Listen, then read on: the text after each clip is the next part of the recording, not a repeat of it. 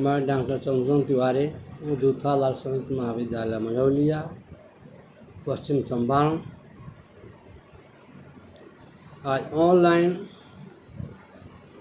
Class के माध्यम से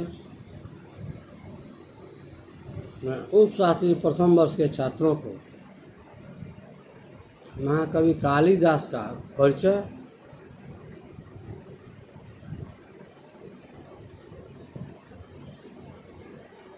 के संदर्भ में आज चर्चा कर रहा हूँ, क्योंकि महाकवि कालिदास के संबंध में बहुत सारी किंवदंतियाँ पाई जाती है।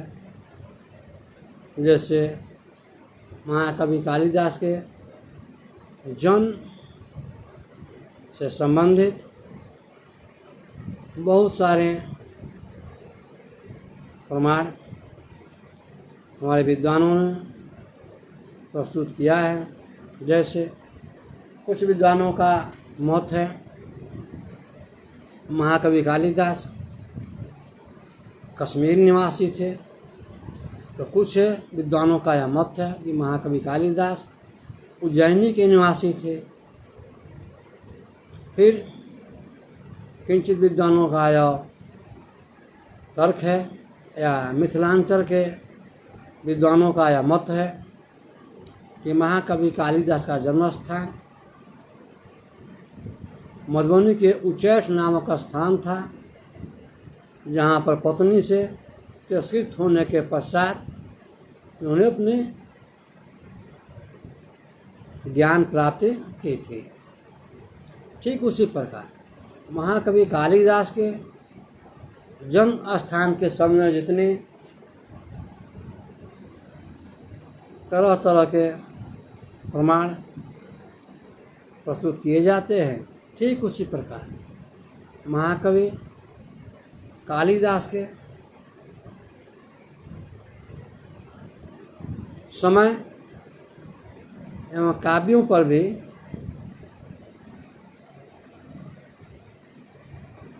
बहुत सारे मत मतांतर प्राप्त होते हैं।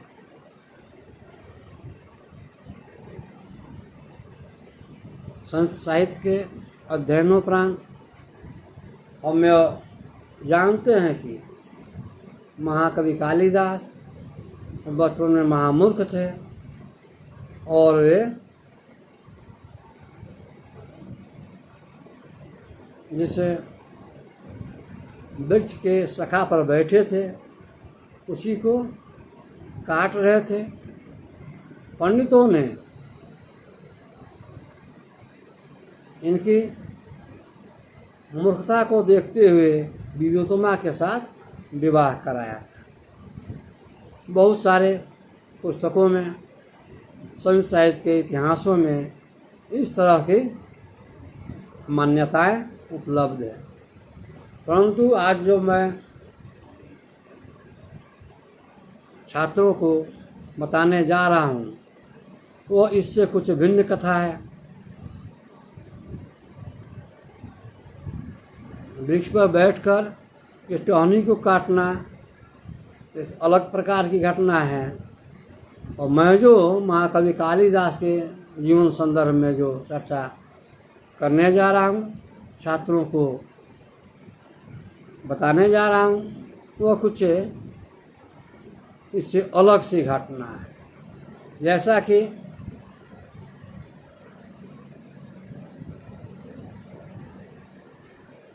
अवंती में एक राजा थे जिनका नाम था विक्रमादित्य, अर्थात अवंती के राजा विक्रमादित्य की पुत्री एक थी जिसका नाम था प्रियगुंजरी। यहाँ थोड़ा कथा में कथांतर है। विशेष कथाओं में यह बताया गया है कि राजा की पुत्री का नाम विद्योत्तमा था और विद्योत्तमा के साथ महाकवि कालिदास का विवाह हुआ था। लेकिन मैं जो बता रहा हूँ उसमें मुझे अवंती के राजा विक्रमादित्य के जो पुत्री थे उसका नाम था प्रियगुंजरी। यह त्रिगुंजरी जन्म से ही चंचल थी।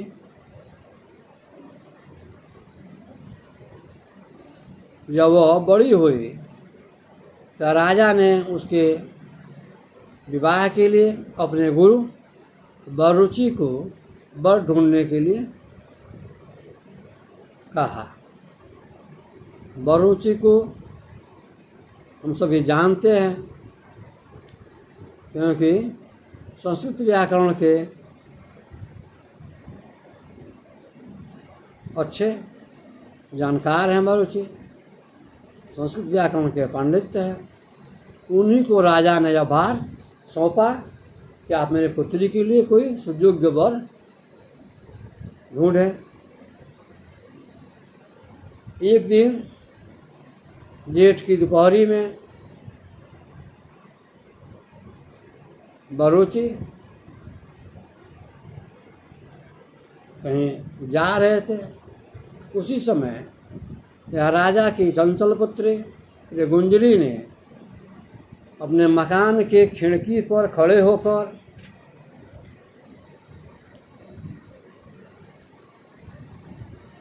अपने गुरु के प्रति यूँ कहा, हे विप्रवर, आपको गर्म फल अच्छे लगते हैं कि ठंडे फल? बरुचि ने उत्तर दिया, मुझे गर्म फल ही अच्छे लगते हैं। कौतूहलवश और राजकुमारी कुछ फलों को उठाकर अपने खिड़की से बाहर फेंक दी।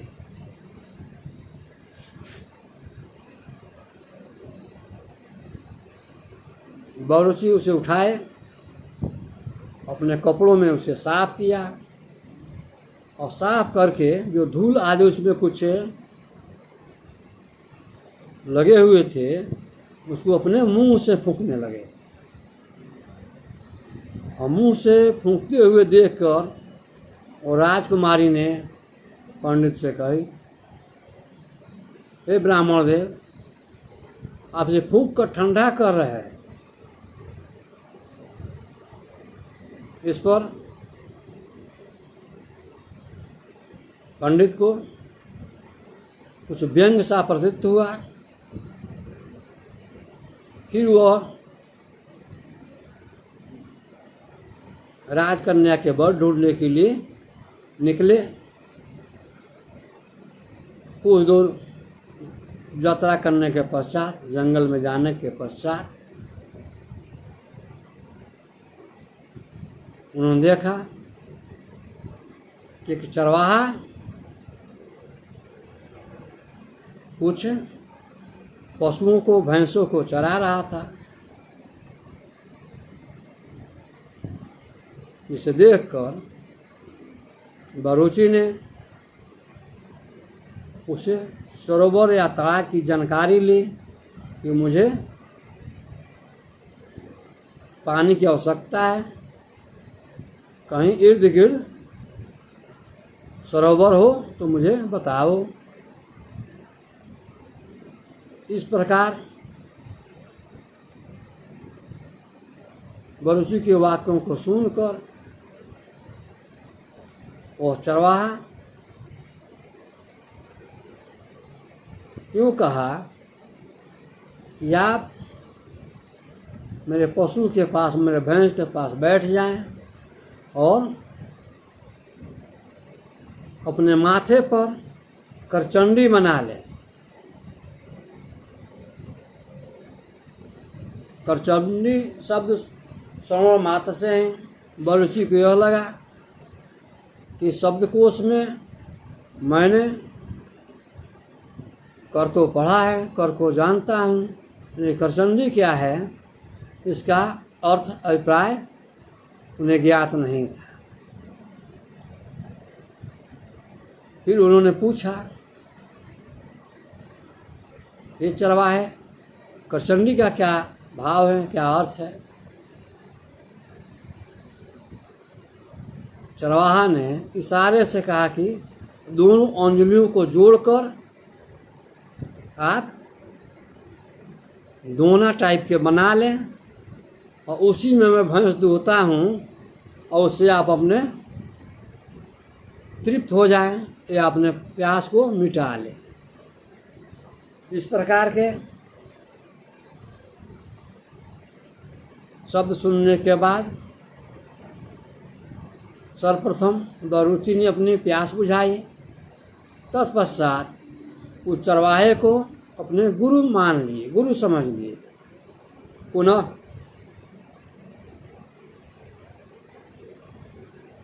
चरवाहे को अपने घर लाए।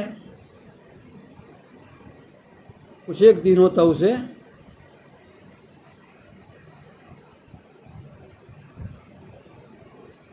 कुछ सिखाए पढ़ाए। तत्पश्चात सुंदर आभूषणों से सुसज्जित कर राजा के दरबार में पहुँचे। वो बरूची ने उस चरवाहे को सिखा दिया था कि कोई भी तुम्हें प्रणाम करे या तुमसे कुछ बोले तो तुम बोलना नहीं, सिर्फ ओम नमः शिवाय कहना। परंतु उस चरवाहे को ओम नमः शिवाय भी भूल गया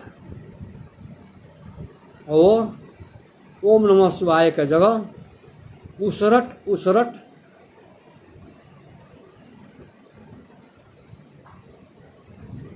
चिल्लाने लगा, उच्चारण करने लगा।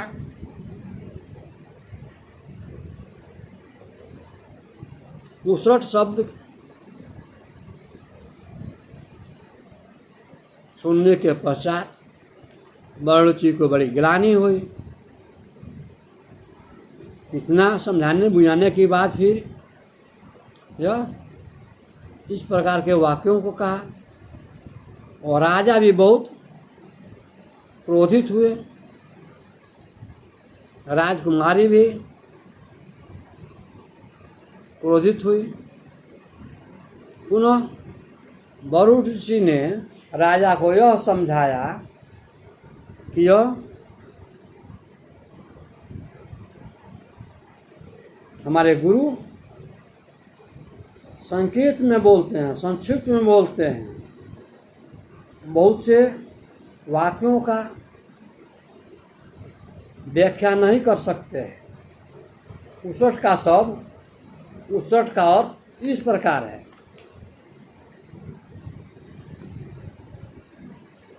अर्थात बरूची ने राजा से बताया, उसरट का अर्थ है उम्या सहितो रुद्र शंकर शूलपाणी भूत रक्षतु त्वाम महीपालम टंकालबर गर्वित। अर्थात बरूची ने अपने पांडित्य से इस उसरट का जो श्लोक निर्माण कर दिया, मंगल श्लोक निर्माण किया, जिसे सुनकर राजा अत्यंत प्रसन्नचित हुए और अपनी पुत्री प्रियगुंजरी का विवाह उस चरवाहे के साथ कर डाले।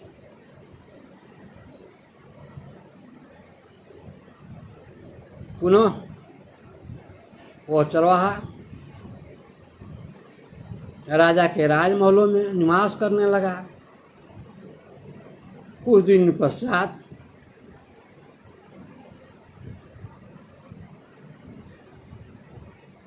कुछ चित्रकारी के लिए दीवारों पर भैंस इत्यादि का चित्र करने लगा और महसी महसी शब्द का उच्चारण किया। राजकुमारी ने समझ ली, निश्चित यह मूर्ख है कि भैंसी के भैंसी के देखते से ही महसी महसी चिल्लाता है। यह विद्वान नहीं है, मूर्ख है। तत्पश्चात वो विदुषी ने जिस पुस्तक की रचना की थी उस पुस्तक के संशोधन के लिए इसे चरवाहे को दिया कि आप विद्वान हैं, इस पुस्तक में जो सूदियाँ हैं उसे संशोधित कर दें। इस चरवाहे को सूझबूझ थी नहीं। चरवाहे उसे देखकर अत्यंत भयातुर हो उठा, उसका धैर्य टूटने लगा। वो संकोच में पड़ गया कि अब मैं क्या करूं। तत्पश्चात उसने नखूनी से, मुंह काटने वाले जंतु से उस पुस्तक के विसर्ग, हलंत, रेप इत्यादि को मिटा दिया। इसे जमाती शुद्धि के नाम से जाना जाता है, अर्थात जमात द्वारा संशोधित जमाती शुद्धि उसे कहा जाता है। इसे देखकर वह मृगुंजली अत्यंत क्रोधित हुई और उसे तिरस्कारित करके राजमहल से परित्यक्त कर दी। फिर वह जंगलों में अटकते भटकते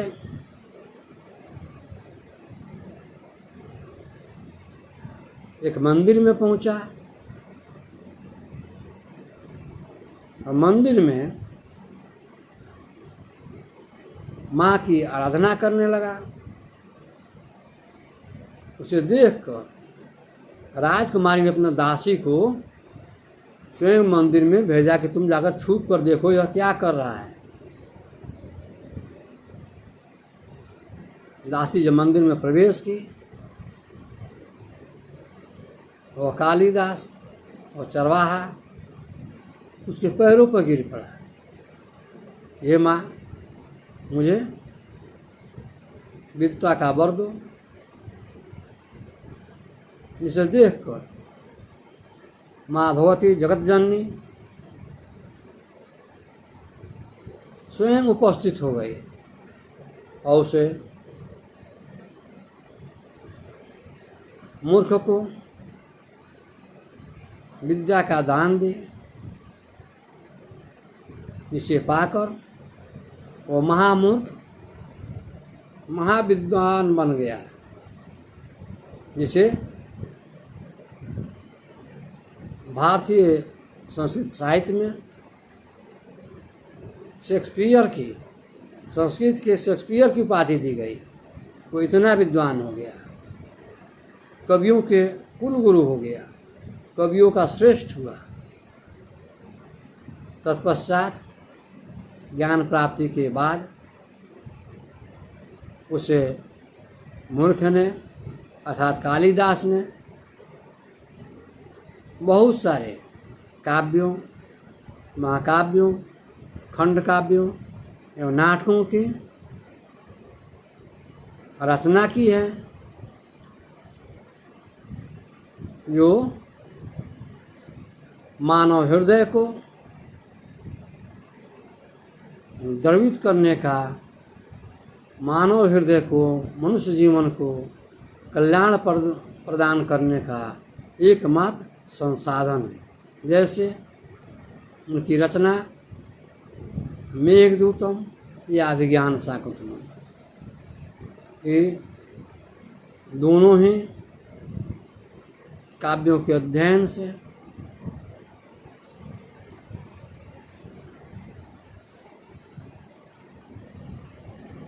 विद्वानों का मन प्रसन्न हो जाता है एवं इन काव्यों के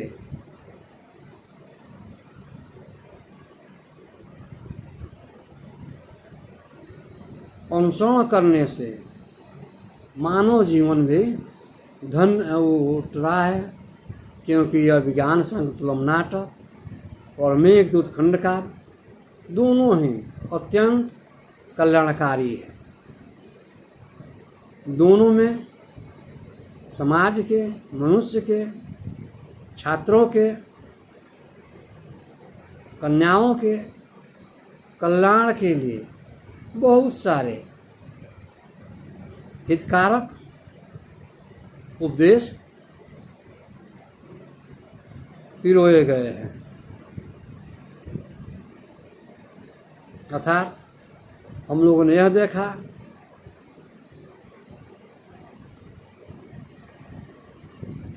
कि राजा की जो पुत्री थी उसका नाम प्रियगुंजरी था, और प्रियगुंजरी जब बड़ी हुई तो उसके विवाह के लिए विक्रमादित्य ने अपने गुरु बहरूची को नियुक्त किया। अब बहरूची ने उसके लिए वर ढूंढकर उसके विवाह संपन्न कराए। और एक तरफ हम यह देखते हैं कि कालिदास बचपन में मूर्ख थे, जिस वृक्ष पर बैठे थे उसी की टहनी को काट रहे थे, और वहाँ पंडितों ने विदोत्मा से ईर्ष्यावश इनका विवाह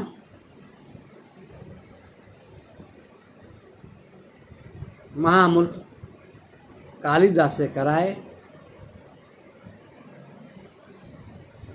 जो काली पुनः उसी काली के आराधना से अनेक काव्य, महाकाव्य और नाटकों की रचना की है। अर्थात नाम का अंतर है। यहाँ बरूची चरवाहे को अपना गुरु मानते हैं क्योंकि उसने करचंडी शब्द का प्रयोग किया है। करचंडी शब्द बरूची को ज्ञात नहीं था, इसलिए बरूची वहाँ गुरु मानते हैं। अन्य घटनाओं में अन्य किंवदंतियों के अनुसार विद्वान लोग कभी कालिदास को मूर्ख मानते थे, इसलिए उसने विदोत्मा से उसका विवाह किया। नाम और थोड़े मोड़े विषयों के अंतर से कुछ अंतर देखने को मिलता है। संस्कृत साहित्य के अध्ययन के पश्चात इस तरह के अध्ययन प्राप्त होते हैं।